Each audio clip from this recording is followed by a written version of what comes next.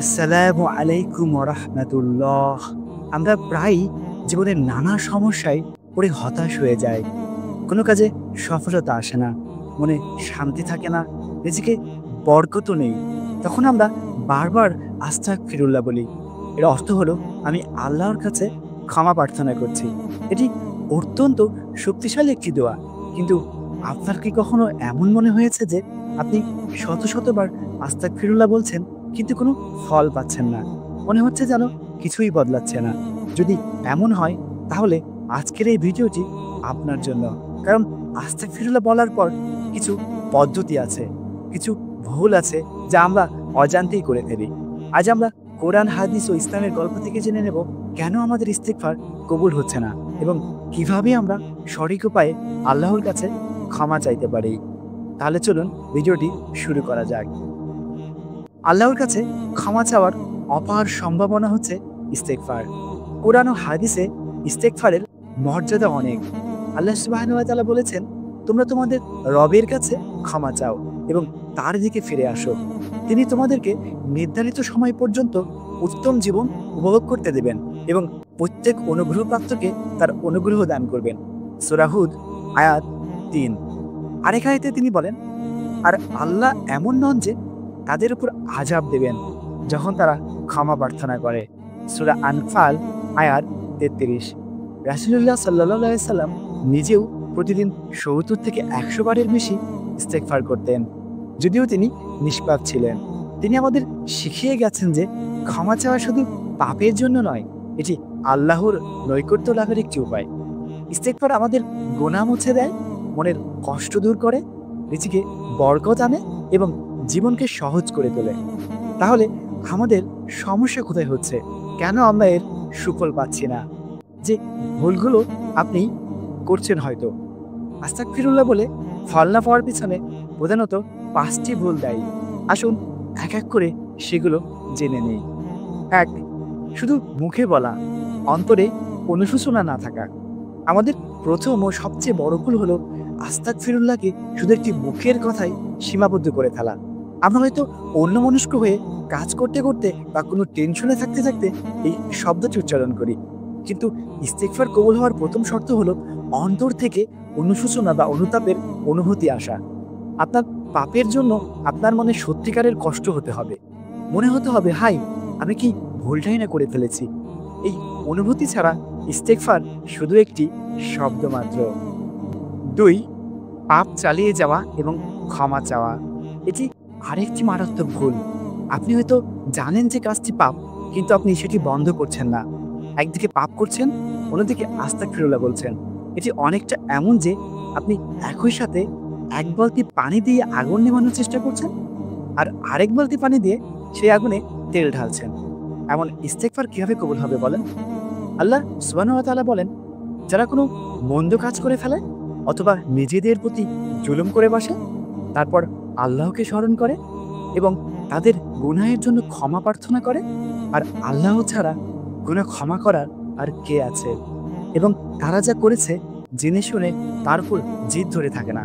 সূরা আল ইমরান আয়াত ১৩৫। এই আয়াতে স্পষ্ট করে বলা হয়েছে, জেনে শুনে পাপের উপর জিদ ধরে থাকলে ইস্তেগফার ফলপ্রসূ হয় না। ৩. বান্দার হক নষ্ট করে আল্লাহর কাছে ক্ষমা চাওয়া। যদি আপনার কোনো পাপ এমন হয় যে তাতে অন্য কোনো মানুষের ক্ষতি হয়েছে, যেমন কারো টাকা আত্মসাৎ করেছেন, কারো মান সম্মান নষ্ট করেছেন বা কারোর সাথে অন্যায় করেছেন, তাহলে শুধু আল্লাহর কাছে ক্ষমা চাইলেই হবে না। আপনাকে প্রথম সেই ব্যক্তির কাছে ক্ষমা চাইতে হবে এবং তার হক ফিরিয়ে দিতে হবে। রাসূলুল্লাহ সাল্লাল্লাহু আলাইহি সাল্লাম এক হাদিস থেকে জানা যায়, কিয়ামতের দিন একদল মানুষ এমনভাবে আসবে যে তাদের নেক আমল পাহাড় সম হলেও তা কোনো কাজে আসবে না, কারণ তারা দুনিয়ায় অন্যের উপর জুলুম করেছে। তাই ইস্তেগফার করার আগে বান্দার হক ফিরিয়ে দিন। ৪. আল্লাহর রহমতের ব্যাপারে হতাশ হওয়া। শয়তান চায় আমরা পাপ করে হতাশ হয়ে যাই এবং মনে করি আমাদের ক্ষমা পাওয়ার আর কোনো পথ নেই। কিন্তু এটি আল্লাহর রহমতের ব্যাপারে অবিশ্বাস। আল্লাহ তাআলা তার এক আয়াতে বলেন, হে আমার বান্দারা, যারা নিজেদের উপর বাড়াবাড়ি করেছ, তোমরা আল্লাহর রহমত থেকে নিরাশ হও না। নিশ্চয়ই আল্লাহ সমস্ত গুনাহ ক্ষমা করে দেন, তিনি ক্ষমাশীল, পরম দয়ালু। সূরা জুমার আয়াত 53। এই আয়াতে আল্লাহ নিজেই আমাদের আশার আলো দেখিয়েছেন। তাই আপনি যত বড় পাপ করুন না কেন, আল্লাহর রহমত থেকে কখনো নিরাশ হবেন না। একটি শিক্ষণীয় ঘটনা, শত খুনের পরেও ক্ষমা পেয়েছিলেন এক ব্যক্তি। হাদিসের একটি গল্প আছে যা আমাদের আশার আলো দেখায়। পূর্ববর্তী উম্মতের এক ব্যক্তি ৯৯ জন মানুষকে হত্যা করেছিল। এরপর তার মনে অনুশোচনা জাগে এবং সে একজন পণ্ডিতের কাছে গিয়ে জানতে চায় তার কি ক্ষমা পাওয়ার কোনো উপায় আছে। পণ্ডিত তাকে বলেন, তোমার কোনো ক্ষমা নেই। লোকটি হতাশ হয়ে তাকেও হত্যা করে। এখন সে ১০০ জন মানুষকে হত্যা করেছে। এরপর সে আরেকজন পণ্ডিতের কাছে যায়, তাকে একই প্রশ্ন করে। পণ্ডিত তাকে বলেন, তোমার অবশ্যই ক্ষমা আছে, কিন্তু তোমাকে এই পাপের জায়গা ছেড়ে দূরে এক নিক্কার মানুষের জনপদে যেতে হবে। লোকটি তার কথা শুনে সেই জনপদের দিকে যাত্রা করে, কিন্তু প্রতিমধ্যেই তার মৃত্যু হয়। এরপর আল্লাহর রহমতের ফেরেশতা এবং আযাবের ফেরেশতা তার রূহ নিয়ে যেতে আসে। তখন তাদের মধ্যে বিতণ্ডা শুরু হয়। আল্লাহ তখন তাদের উদ্দেশ্যে বললেন, তোমরা দুই জনপদের দূরত্ব পরিমাপ করো। দেখা গেল সে নেককার মানুষের জনপদের দিকে এক বিঘত বেশি গিয়েছিল। তখন আল্লাহ তাকে ক্ষমা করে দেন। এই গল্প থেকে আমরা কি শিখি? পাপের পরিমাণ যত বড়ই হোক না কেন, আল্লাহর রহমত তার চেয়ে অনেক বিশাল। সবচেয়ে গুরুত্বপূর্ণ হলো পাপের রাস্তা ছেড়ে দিয়ে নেকের দিকে এগিয়ে যাওয়ার আন্তরিক চেষ্টা, সঠিক উপায়ে ইস্তেগফার করার পদ্ধতি। তাহলে সঠিক উপায়ে ইস্তেগফার করার জন্য আমাদের কি করতে হবে? ১. আন্তরিক অনুশোচনা। আপনি যে পাপটি করেছেন তার জন্য আপনার অন্তরে গভীর অনুশোচনা থাকতে হবে। ২. পাপ থেকে বিরত থাকা। অবিলম্বে সেই পাপটি করা বন্ধ করতে হবে। ৩. ভবিষ্যতে পাপ না করার দৃঢ় সংকল্প করা। দৃঢ়ভাবে প্রতিজ্ঞা করতে হবে যে ভবিষ্যতে আর কখনোই সেই পাপটি আপনি করবেন না। ৪. বান্দার হক ফিরিয়ে দেওয়া।